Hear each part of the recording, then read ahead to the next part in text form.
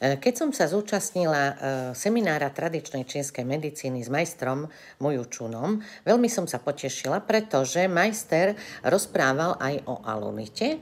Alunit je prírodný produkt vulkanického pôvodu a má veľmi bohaté využitie. Eliminuje potenie, ale používa sa aj pri bolestiach v hrdle, pri upchatom nose, na herpes, na jačmeň na oku, na začervenalé oči, ale takisto sa môže používať aj pri problémoch so šedým zákalom.